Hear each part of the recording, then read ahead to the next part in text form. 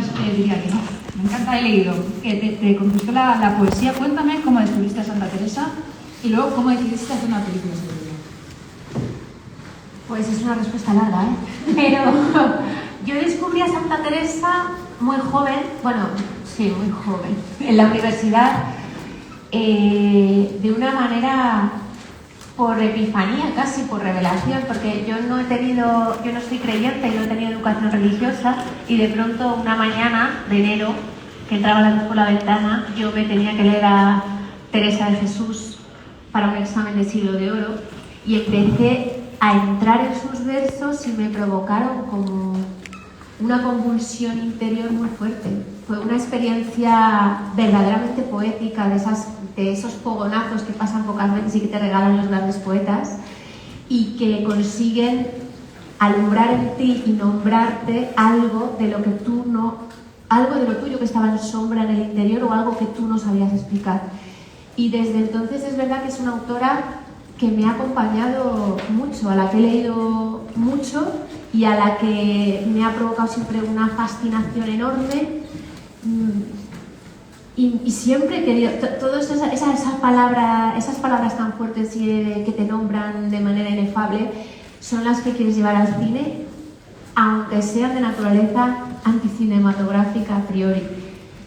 Y fue cuando yo vi la obra de Juan Mayorga, La lengua en pedazos, cuando vi una forma, un mecanismo, un artefacto dramático y narrativo que él había armado, donde había tejido con una sutileza, con esa sabiduría de orfebre literario que tiene Juan, y de orfebre del pensamiento, creando a una Teresa subversiva que dudaba, que estaba en el centro de su vida y se encontraba con su peor rival, con su némesis, con su peor juez, con su sombra oscura.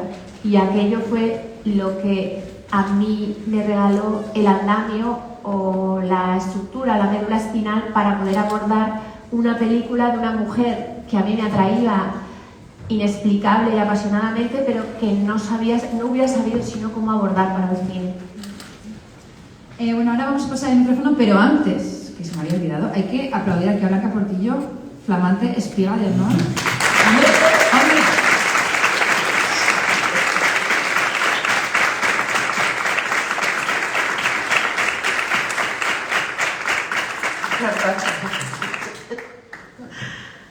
¿Algunas palabras o...? No sé, es que me emociona mucho. Me parece que va a ser un día muy especial para mí. Tenía mucha ilusión de venir a presentar la peli, y con lo de la espiga ya es como de, en serio, la vida rima. La vida rima. Son dos regalos. Me siento muy honrada y muy feliz y muy orgullosa, porque lo veo ahí y digo, 68 ediciones y me dan un... Yo soy una de ellas. Me hace muchísima ilusión, estoy muy feliz. Pues ahora sí, ¿alguien que quiera hacer una pregunta? ¿Nadie? No sé, estudios, ahí tenemos. Aquí a mi derecha.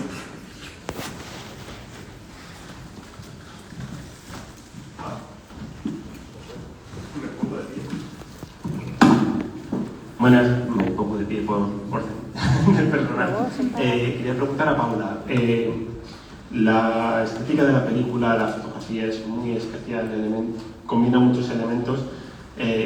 Quería preguntarte por qué decidisteis apuntar en esa dirección. Es decir, hay momentos que son muy oníricos, hay momentos en los que pues realmente estás viendo un cuadro del barroco, y quería saber por qué habéis decidido tomar esas decisiones. Bueno, esa decisión es algo inconsciente, y es que creo que es la única forma que yo sé contar en el cine.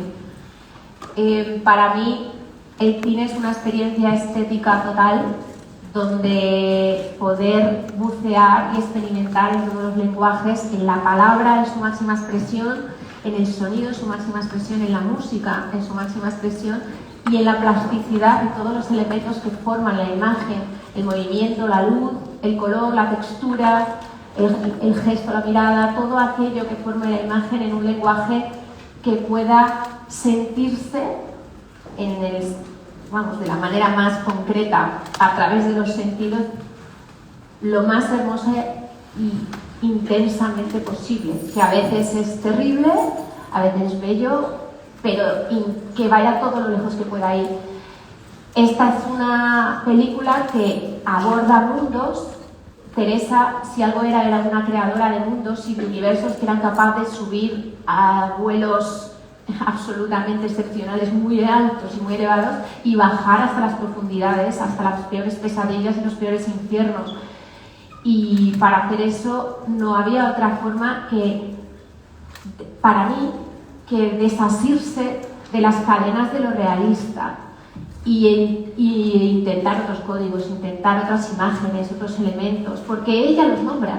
En realidad la propuesta era darle forma a todo lo que ella dice con los elementos que teníamos a nuestra disposición. Y es verdad lo que tú dices, que ha habido mucho trabajo con la luz, con pinturas barrocas, porque simbólicamente están hablando de la luz, que es ella, de la sombra, que es él, esos Caravaggios. También trabajamos con muchos elementos de la naturaleza, de los paisajes, porque son esos vuelos que ella expresa y esas sensaciones tan fuertes y tan inefables, tan innombrables, quizás solo a través de la naturaleza, de los abismos de una montaña, de las nubes, del fuego, son los elementos en los que te puedes acercar a esa sensación. Esa fue la propuesta. Si me preguntas por qué, es que no te lo puedo decir. Es que es la forma que a mí me parecía más lógica y precisa y coherente, y la que ella iba nombrando. Y Juan Mayorga antes, y su Teresa, la Teresa antes que nadie nos nombró sus propios abismos. Esa pena que me quedé yo de no poder hacer ese castillo de diamante que ella nombra, pero no pudimos hacer un castillo de diamante. ¿Alguien más se atreve?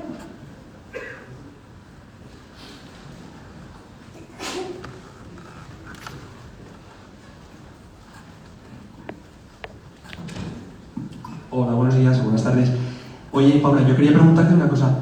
¿Cómo es hacer ese salto, ese tránsito de una película como Al otro lado del río y Entre los árboles, que estrenaste la semana pasada, adaptando a Hemingway un universo tan masculino, ¿no?, como es el de Hemingway, y con tanta pasión por la vida, por la existencia, a el universo de Teresa, que es más espiritual y más femenino?